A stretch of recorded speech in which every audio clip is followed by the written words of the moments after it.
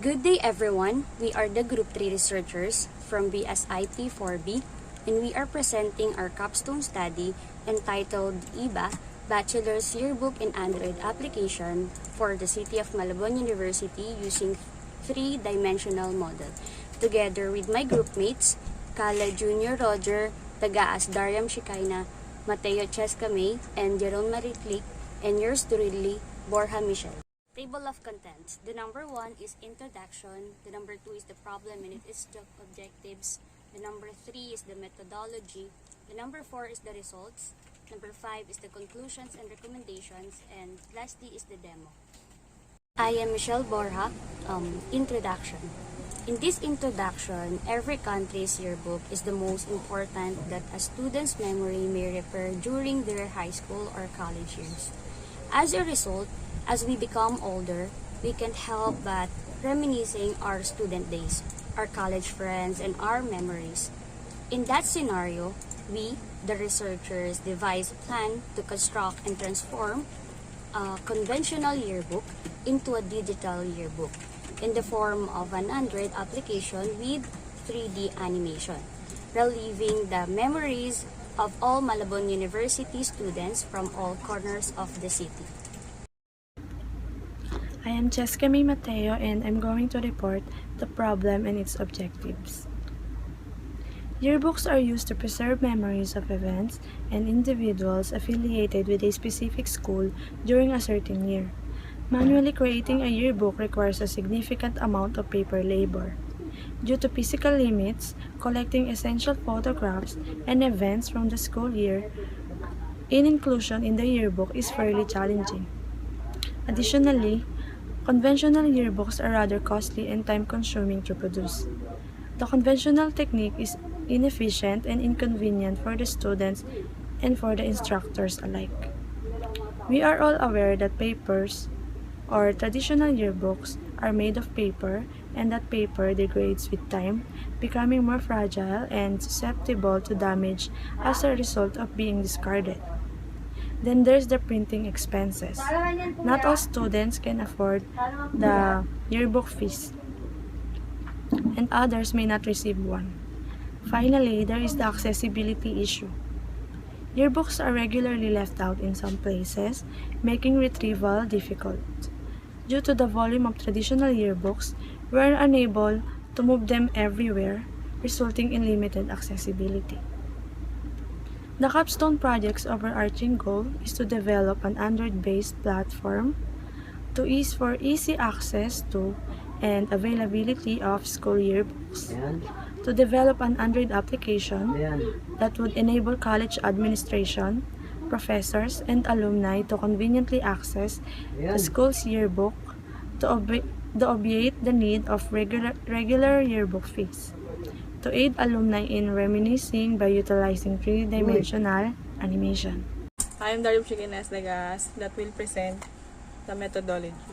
Methodology followed by a conceptual framework that encompasses input, output, and the process. We'll need the respondent's profile, a standard yearbook, introduction, and information on the three-dimensional animation, and how it's interact with the Android application for the input. Data collections and organizing via respondents' replies, as well as analysis for producing 3D animation to design user interface for Android applications are all part of the process. In the result will be Android application called Yearbook that uses a three-dimensional model. We can see the user form in the mock design.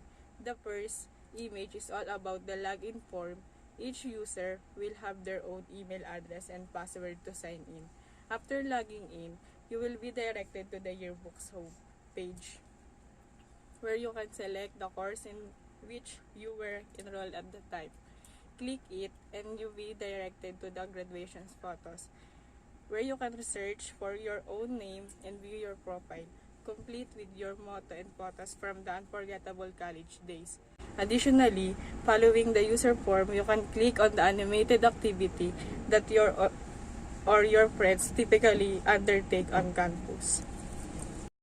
Hi, my name is Roger Kala Jr. and I'm about to discuss the results of our Capstone project.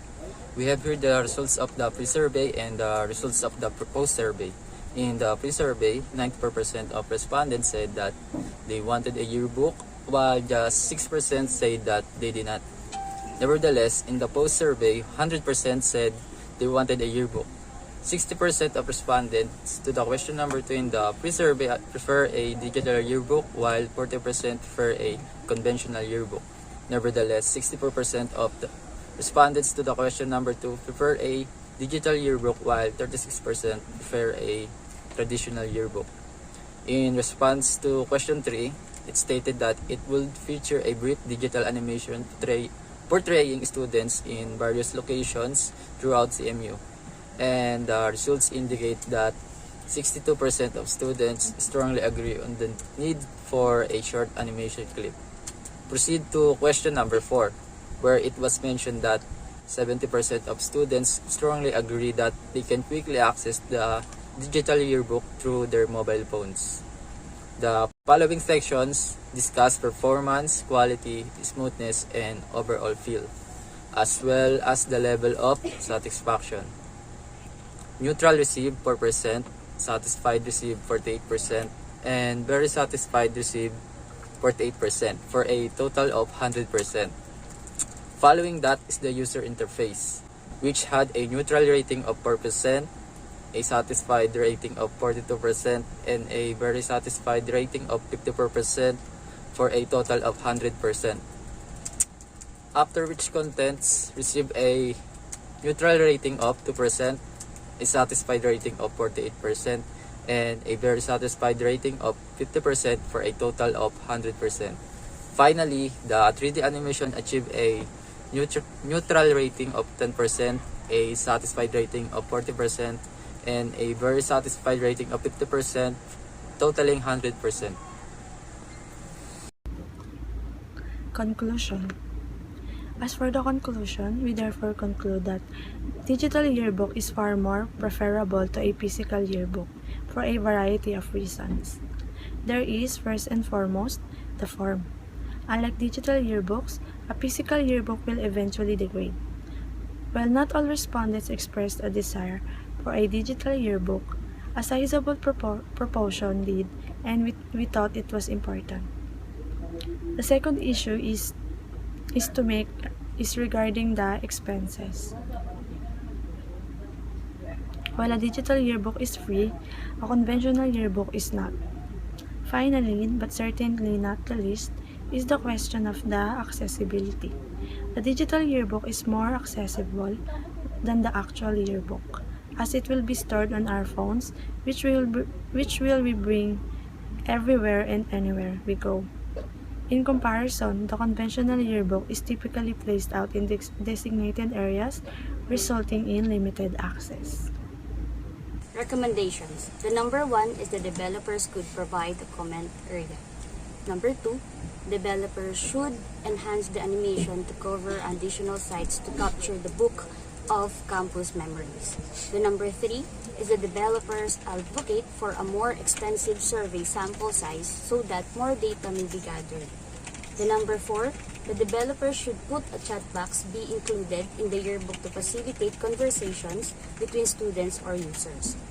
As this research is Android-based, it may undergo adjustments in the future. Greetings everyone. My name is Jerome Niklik and I'm going to demo our CMU Yearbook application.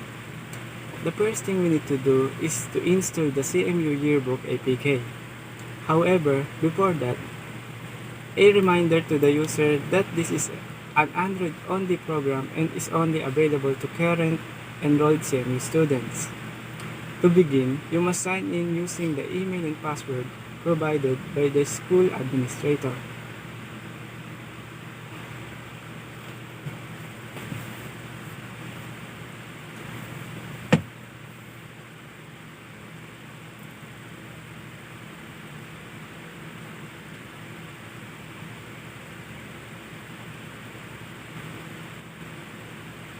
When you sign in with this application, you will be taken to the profile panel, which will display your image profile, name, and the course department for which you are registered. In this panel, you'll notice a home icon in the top left corner. Clicking on it will take you to home activities, which include yearbook highlights such as courses, profile events, about, and random images. In this panel, you'll notice a navigator bar that will direct you to the activities you're interested in. To begin, there are profile activities that direct you to your profile panel. Following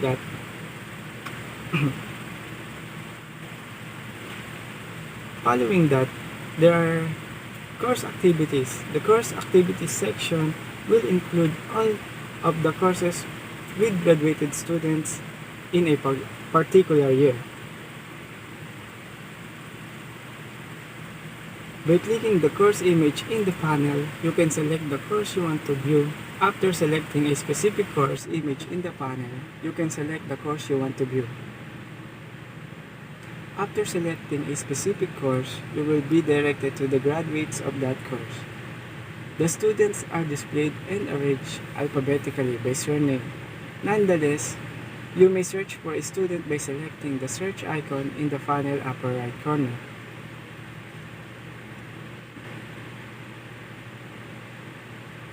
Once you've located the students you're looking for, you can click on the student's image to view additional information about the students, including the student's name,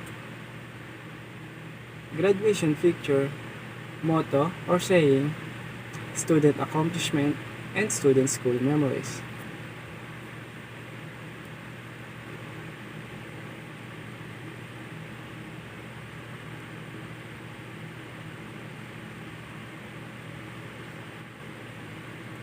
This panel displays 3D animation activities after you click the 3D animation icon in the panel's top right corner. This panel displays the 3D animation activities after you click the 3D animation icon in the panel top right corner in the 3D panel. You can select a location inside the menu. Once you've selected a location, you'll see the activities that the majority of students engage while in there.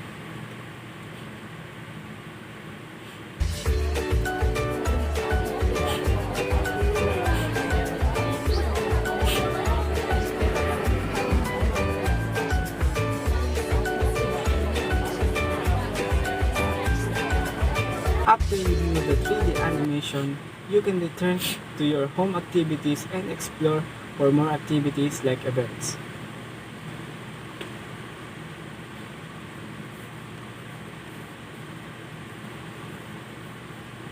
In the events activities, you'll learn about the various events that occur throughout the school year and remember your experiences while attending those events.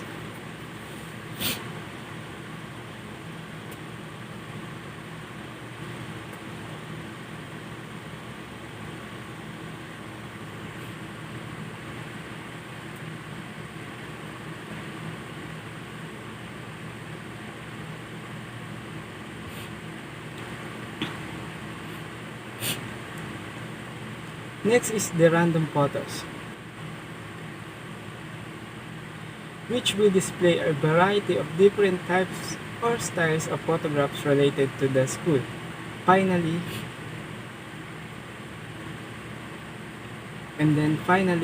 the about section. That will display the section and details that what is included in the application and who are the developers develop it. The next section is for the admin user. To access the admin action, you must check in as an administrator.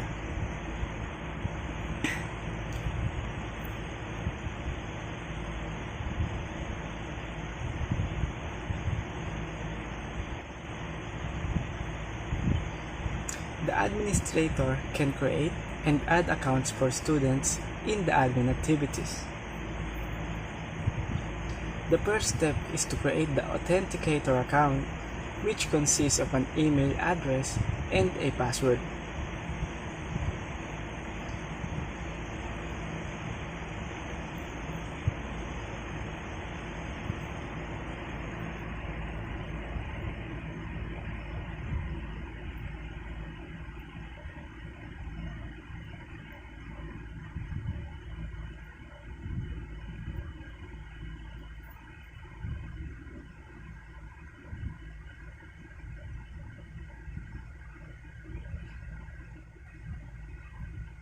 After the administration creates the account successfully, it will proceed to create the student's information.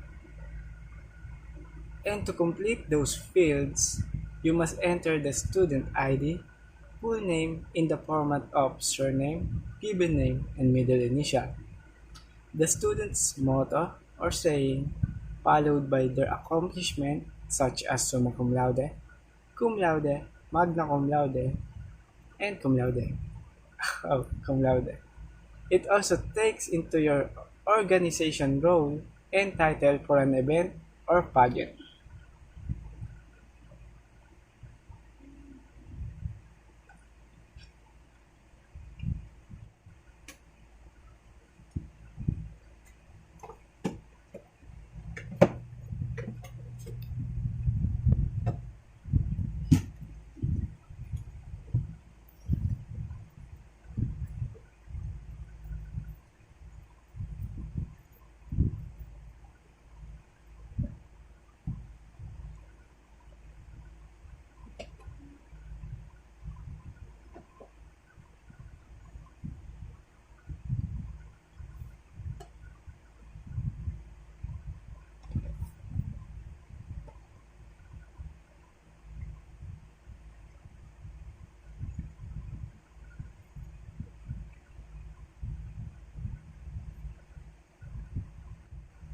It also takes into account the next one is following the completion of such an information, it will proceed to the placement of student school memories that they will provide.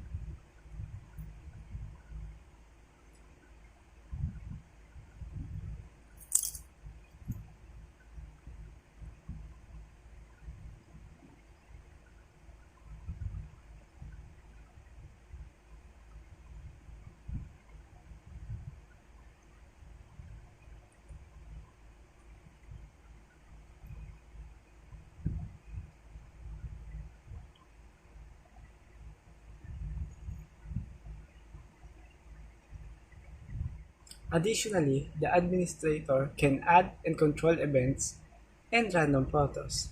By adding event photographs, the administrator needs a cover photo and a title for each event.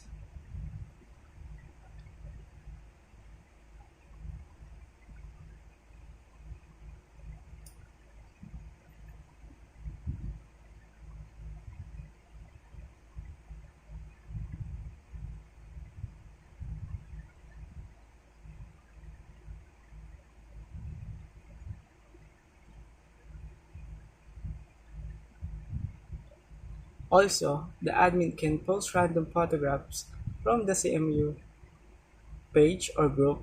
Finally, you can manage students by editing and deleting the individual students.